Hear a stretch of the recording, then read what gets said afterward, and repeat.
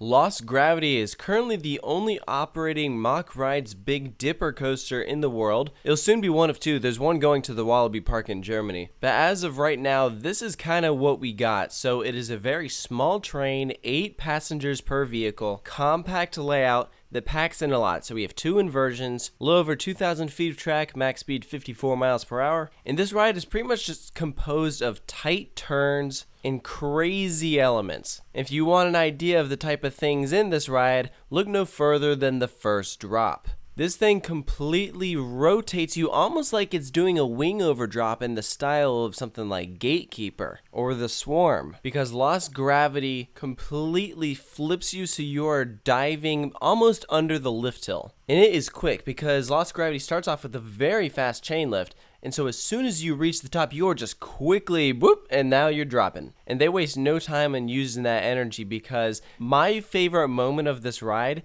is the first airtime hill right after this drop.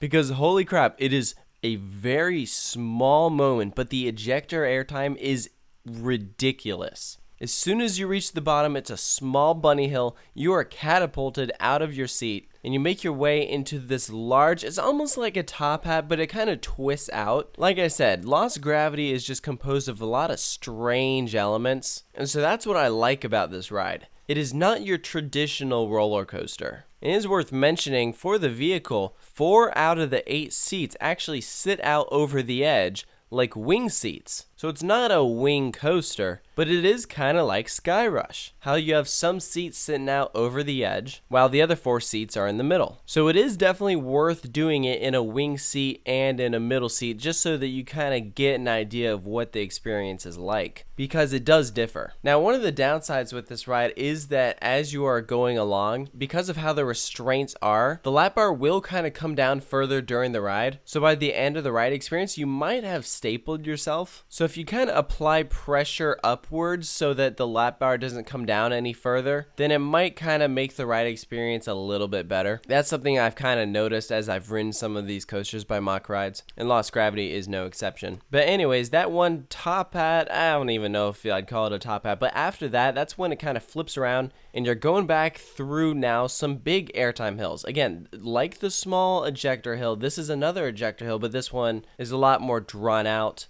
It's a lot taller, so it's another nice moment. The first half of this ride is by far the strongest portion. The drop, the mini hill, that top hat turnaround thing, and then the airtime hill right after. Those are the best moments of Lost Gravity. The second half is still solid, but not quite as strong. So after that hill, you actually kind of level out and you go into a flat turnaround section into the mid-course. So you're kind of getting some laterals as you go through there. And now you have essentially a mini version of the first drop, but now it is off of the mid-course. This is another great moment. I would say it is not as good as the first drop, but it's still a fun element. This whole ride is kind of maneuvering in and out of what looks like post-apocalyptic buildings and vehicles. So it's actually a pretty well-themed roller coaster. The queue is very cool. It's got some indoor sections and also some moments in it that just make the queuing experience a lot more enjoyable. Like, they have some fun mirrors, and you'll notice a lot of the things are upside down or not quite how they should be. And they keep that going with all the wreckage strung across the grounds that the coaster sits on. One thing that's kind of cool is that they do have some effects that'll go off as the ride passes by it. We really see this when it goes through the 0G roll. But if you're standing like right next to it and you don't know that it's about to go off, it's pretty loud. It might startle you.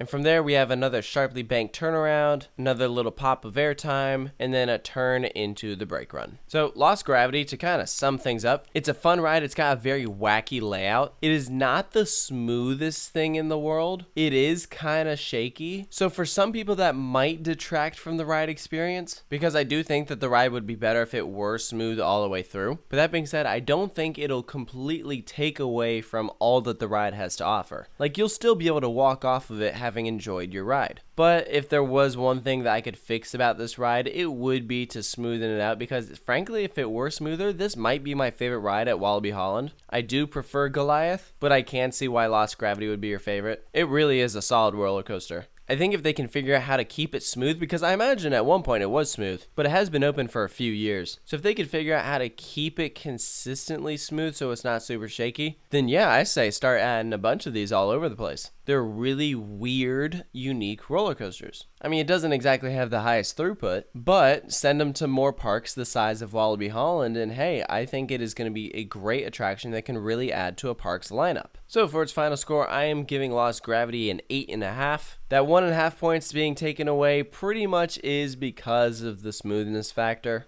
I think layout-wise, they nailed it. It's got some nice snappy transitions. So if you like that kind of thing, then this is definitely a ride that you'll enjoy. And it's pretty quick too. Like as it's maneuvering around that course, it's going pretty fast through some of these elements. So if this ride didn't make you want to come out to visit the park, I'm sure the RMC coming next year probably will. But this is a great reason to come visit too. So that's going to do it for my review of Lost Gravity at Walibi Holland. Be sure to post all your thoughts down in the comment section below if you've gotten a chance to experience it. And if you'd like to see more of these rides come to America, let me know, and let me know what parks you'd like to see them at. So be sure to stay tuned for more coaster reviews, and I'll catch you guys later.